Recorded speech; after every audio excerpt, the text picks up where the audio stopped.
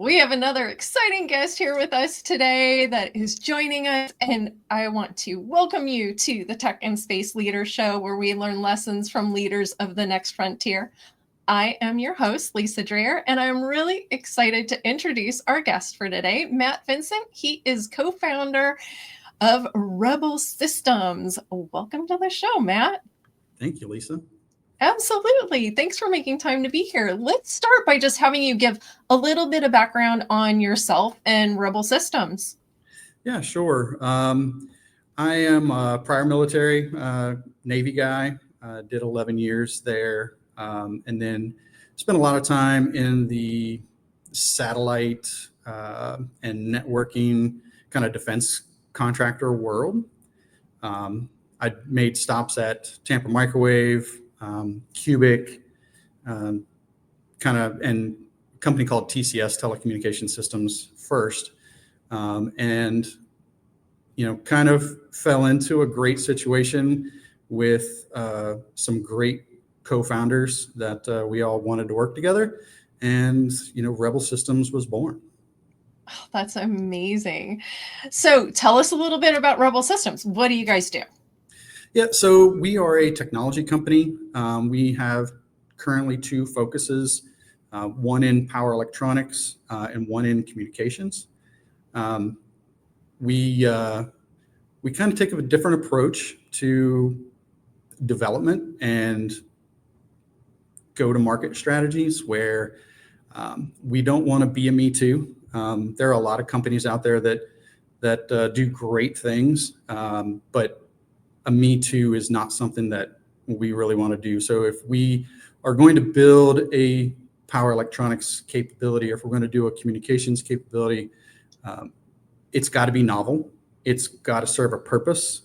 We don't want to develop just to develop. We want to develop something that has a legitimate requirement or a need. So we definitely want to take a different approach to how we develop stuff. Ah, that's great. So you're actually kind of, I think, alluding to that whole founding path. So can you talk a little bit about the founding of Rebel Systems and what inspired you to found the company? Yeah. So again, we go back to starting a company is hard. It's not for the faint of heart by any means, but you have to have the right people for it to be successful. And the four of us, myself, David Spilker, Amy Weber, and Arian Suarez, we all filled a different role. I do all of the business development, sales, and marketing. David is kind of a mechanical, electrical whiz. There's not a whole lot that he doesn't understand. Arian is amazing at software, firmware development, and electrical. And then Amy runs basically the company. She is our operations. She keeps everyone in line, does all the programmatics. So it was lucky for us that we had one person in kind of every segment that enabled the company to run. So that's kind of the precipice of starting the business, is finding the right folks, and then it's the why. We have all worked at different places previously, and there are great things that you take from them, but more importantly, there are things that you don't want to take, and that's kind of how Rebel was founded. And the name was chosen purposely, right? So we want to rebel against the traditional defense contractor stigma, where we're going to develop whatever we can, and we're going to charge as much as we can, kind of like what the market can bear. Rebel's not that way. So we are going to do development, and we're going to take a hard look at what our costs are, and then we're going to charge just a fair margin so that we can scale, right? So if it's too expensive to adopt, it's not going to get adopted. So we wanted to provide something that is scalable, both technology wise, but also financially. Right. It seems like you really have a philosophy of just creating simple, direct solutions as opposed to highly complex solutions. Can you talk a little bit about how that approach has really helped a customer? Yeah, so the execution after something is developed, we want that to be simple, right? But the technology that is inside is anything but simple. Okay. So it comes down to, if it takes an engineer to configure and operate, it's probably not the right solution. So, for example, when you're creating communications products, you really want something that is just kind of a push button, turn it on, and it just needs to work, right? So we have customers who really appreciate the our TUC product line, which TUC stands for Tactical User Cellular Kit. Our first set of customers initially was in the SOF community. And when we presented them with, hey, here's this box and it does all of these things, and all you have to do is press this button and it works, it enabled them to send it with more of a general purpose user. They don't need to send a comm guy. They can send it with an 18 series, SF operator, and they're comfortable knowing that they just push the power button, wait a few seconds, and they're communicating wherever they need to. That is amazing. Are there other features or, I guess, functionality that you build into your rugged power and connectivity solutions that help you stand out from the rest, especially in mission critical environments? Yeah, so traditionally, when you look at power has always been, with respect to the Army, power has been, here's a generator, right? We need to power these things. Here's a generator. And the generators, for the most part, they're fantastic, right? They do the job, but they're very limited in the voltages that they can supply. So we have a product that is called the Hyper 5 kilowatt. Hyper stands for Hybrid Power Energy Router, and essentially we've built what I refer to as software-defined power. So we have a kit that can provide AC and DC power at different voltages. You get to pick. So you're not limited to 12 volts or 24 or 36 or 48. We can do the whole range by selecting software buttons. So now the users don't have to buy an individual power supply for each of those different voltages. They can just buy one, and depending on what they want to power, they just make the selections in the user interface. Wow, that really simplifies the whole user experience, right? Are there are there other things that you're doing from an innovation and reliability perspective, especially for this, defense types of uses? Right. Yeah, so that's really the challenge, right? You can create the greatest widget with all the capabilities, but when you apply it to the requirements that are handed down by the government, the military, as far as usability and survivability, that's really where the rubber meets the road. It's not easy. There are many long days and long nights and long weekends that go into making sure that that's built correctly, because ultimately it has to work. And when you're talking about power and you're talking about kilowatts of power, you're also talking about potential risks. So you never want to hurt anyone. So having safety built into the system, it's challenging. I'm not going to lie to you. It really is challenging, but we have a methodology at Rebel on how we do things, and the technology that we utilize, the IP that we utilize. allows for us to do these kinds of hybrid power systems where others may not have been as successful. You talk a lot about supporting customers to help them accomplish their required tasks. Mm-hmm. Can you talk a little bit about a particular instance where Rebel was able to do that? Yeah, sure. And, it kind of goes back to why or how we do development. We want to build things that are usable, that are useful and needed. We have a tuck product that in our early days, we had a customer who was deployed in a location that was kind of densely populated with trees, and they were in a location that didn't have great cell signal.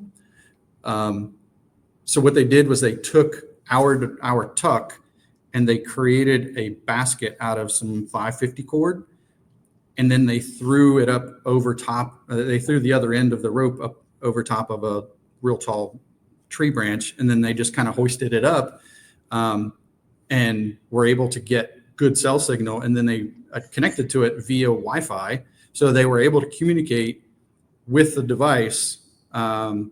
And it was able to be up high enough so that they get good signal. And then the battery runtime on that specific product, it's like 36 hours, right? So they're only having to bring it down to change batteries out once a day, right? So they sent us a picture of it up in this tree, and I was just like, that's not how it was intended, but your ingenuity is spot on, and that's why we build it the way that we build it, right? It's IP67. It can get wet. It runs a real long time on batteries. Like, it's rugged. It's built for those types of things.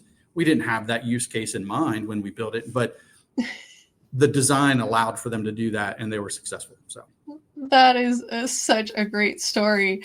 So Rebel was recently acquired by EnerSys. What does this acquisition mean for the product development as you continue on? Yeah, so with any small business, your number one challenge is always resources and funding. EnerSys came along and really loved what Rebel we were doing, and there's an attachment there, right? Because EnerSys is a power company. They produce a lot of battery technology, and then they had acquired another company just over a year ago called Bren-Tronics that builds batteries. Well, it's a vertical integration for them because we use their batteries in our power solutions, in our communications systems. So they took a look at us and they're like, all right, we're going to help grow you. So we want you to stay with your startup mindset. We want you to operate like a startup, but you're going to operate as a startup with a lot more backing now. So it's been great. They are amazing partners in this relationship, owners in this relationship. We couldn't have asked for a better company to come along and support us in our journey to grow Rebel into whatever it ends up being now. That sounds great. That is congratulations. Yes, thank you. So looking forward, what are some of the emerging trends and challenges that you're really looking forward to addressing? Yeah, so in the power portion of our business, if you watch the way the military is moving, a lot of drones, a lot of edge power requirements, we're really focused on how small can we get power electronics? How many platforms can we support with power electronics to enable these mobile kinetic type environments? Because the days of, kind of rolling in with a large convoy of things and setting up generators and tents, it's not really possible or practical in a near peer environment. If you go and look at the Ukraine situation, it's all about mobility, and everything takes power. And we want to enable hybrid power electronics across as many platforms as we can. So we've started at the 5 kilowatt power levels all the way up to 60 kilowatts to try and help hybridize a lot of generators and APUs and vehicle gensets, so that you don't have to set up a generator. You can just turn the vehicle on and use our hyper product lines to give you AC and DC power kind of on the move. Like, you don't have to stop to get power. Right. What additional new markets do you see could potentially use Rebel System solutions? Yeah, so right now the markets are kind of defined in the defense space. A lot of that is because of the specifications that were handed down in the development. But ultimately what we'd like to do is we'd like to get into the federal space, the state and local space. And I think with our new ownership, they have a lot further reach than we at Rebel really did. So those markets are going to open up to us a little more. And then, some of the future developments that, we could take a look at is maybe it doesn't have to be kind of plated in titanium. It could be a little less, this or a little less that, but still usable in other markets. That is something that we want to look at. But right now we are full speed ahead in our current development and trying to get these products to market. Excellent.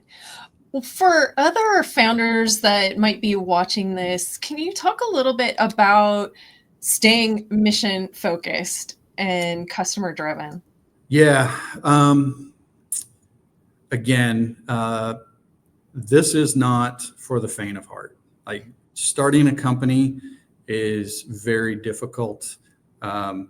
So as long as you have the drive that you're like, hey, this is something that I really believe in, you have to believe in it. Because if you don't believe in it 150%, when the times get tough, it's easy to quit.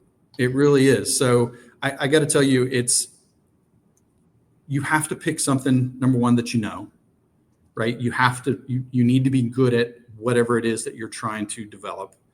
And then you just have to acknowledge that, hey, for the first 12 to 18 months, you don't have any income, like, unless you have investors, right? So at Rebel, we the 4 co-founders, like, we didn't take income for 18 months, right? That was just part of it. Yeah. But I believe that everyone who wants to do it, they should. We actually started Rebel at the time we did, really because I was probably more worried about taking that step, having 2 small kids at the time. It's having healthcare and having steady income. So I'm probably the one that kind of delayed, what we're doing, because, the rest of us really wanted to go ahead and do that. But we did it and would never change anything. Like, the good times, the bad times, it's very much worth it for sure. What a great story. And I think we probably met, I don't know, over 10 years ago now, at least. And it's amazing to see what you've created here. So congratulations. Yeah, thank you. You've been great. I know you've kind of been following us, and we follow you, and your show is amazing. You bring on some really good guests. I'll be honest with you, I was kind of shocked that you even reached out to us to do this. I don't know that I necessarily qualify with some of your other guests, but it's been an honor. Thank you. Absolutely. Well, you absolutely are right up there with all the other guests, and I really enjoyed learning more about your company. If someone wanted to learn more about Rebel Systems, what should they do?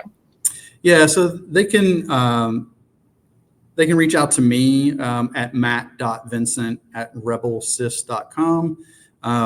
Like we were talking about earlier, our website is not great at the moment. We haven't put a lot of resources into that until just recently after the acquisition. So email me. I'm happy to help, educate anyone on what it is that we're doing. And yeah, look forward to hearing from people. Yeah. And you're out on LinkedIn as well, right? Absolutely. Okay, great. Well, thank you again for making time to be here today. I know you've been traveling and all kinds of things, so thank you for making time to be on the show. No, thanks, Lisa. It's been a pleasure. Absolutely, our pleasure. And I do want to take a moment to thank GuideForce for hosting these sessions. If you want to learn more about GuideForce, you can visit guideforce.com. And we'll see you next time on the Tech and Space Leader Show.